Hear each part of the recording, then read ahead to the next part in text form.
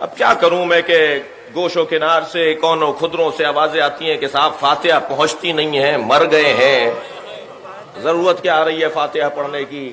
بعض ہمارے دوستوں کے ہم جب تعزیت کے لیے جاتے ہیں تو ہمارے کان میں پھونک دیا جاتا ہے جی ہاتھ اٹھا کے فاتحہ مت پڑھیے گا، ان کو اچھا نہیں لگتا ہے۔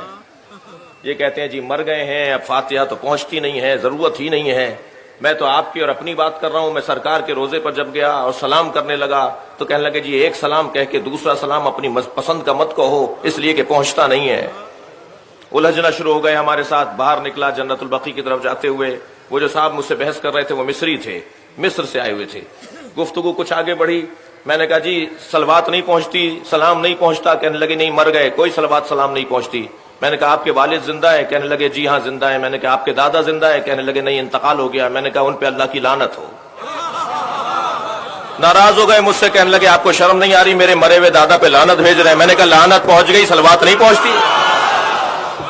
قرآن مجید کی تلاوت کا ثواب، میں تو کہتا ہوں جو ہمارے ہاں کا جو انداز ہے، میں ایک اور تھوڑی گنجائش دے دیتا ہوں اپنے ان دوستوں کو کہ یہ جب ہم ہاتھ اٹھا کر سورہ فاتحہ پڑھ رہے ہوتے ہیں، سورہ توحید پڑھ رہے ہوتے ہیں مرنے والوں کے لیے، تو یہ پہنچے گی نہیں پہنچے گی یہ علمی بحث ہے، یہ اللہ جانے، مردہ جانے، پڑھنے والا جانے۔ لیکن ہمارے ہاں کا انداز تعظیم ہے کسی مرنے والے کے لیے، اس پہ تو کم سے کم آ جاؤ، اتنی شدت تو نہ دکھاؤ کہ ہاتھوں کو اٹھنے نہیں دیتے۔ بھئی انداز ہے تعظیم کرنے کا، مرنے والے کی تعظیم کرنے کے لیے بیٹھے ہیں، اس کے قدردانی کے لیے جمع ہیں۔ اور اس سے بالاتر بات تو یہی ہے کہ ہم اللہ کو کریم مانتے ہیں اور اللہ سے اس کے کرم کا تقاضا کر رہے ہوتے ہیں ہاتھوں کو اٹھا کر۔ بہت سارے لوگ بہت ساری باتوں کو نہیں مانتے عزیزان گرامی، لیکن اللہ منوا دیتا ہے۔ تھکے ہوئے تو نہیں ہیں آپ حضرات؟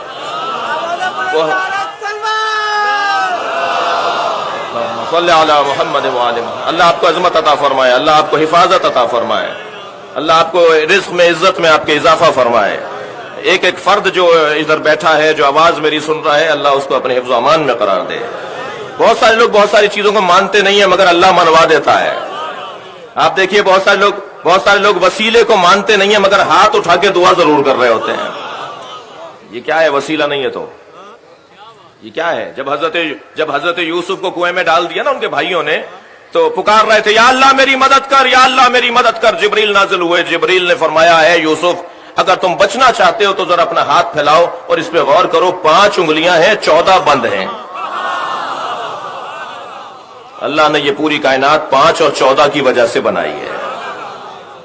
یہ اللہ نے بنایا ہے بھائی، یہ خود بخود نہیں بنی یہ چیزیں، اس میں رموز ہیں، نشانیاں ہیں، علامتیں ہیں، کچھ استعارے ہیں، کچھ کنائے ہیں، ان پہ غور کرو۔ نہیں مان رہے؟ قبروں پہ جانا بدعت ہے بھائی۔ اللہ آپ سب کو نبی کا مزار دکھائے اور اللہ آپ سب کو جنت البقیع وہ اجڑی ہوئی قبریں بھی دکھائے۔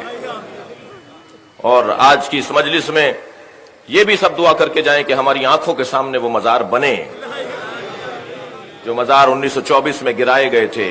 ابن بطوطہ کے سفر نامے میں لکھے ہوئے ہیں، ابن خلدون کے سفر نامے میں ان مزاروں کی تصویریں موجود ہیں۔ میں اس بحث پہ یہ میرا مضمون نہیں ہے کہ کیا، لیکن بہت سارے لوگ کہتے ہیں جی مزاروں پر نہیں جانا چاہیے اور مزارات پہ جانا بدعت ہے فلاں۔ میں ان سے شدت کو کم کرنے کی دعوت دے رہا ہوں، شدت کو کم کریں۔ یہ مزارات پر دھماکے کرنا، گرا دینا، ان کی بے حرمتی کرنا، اس میں ذرا شدت میں کمی لے کر آئیں۔ آپ نہیں مانتے مزار کو، اللہ منواتا ہے۔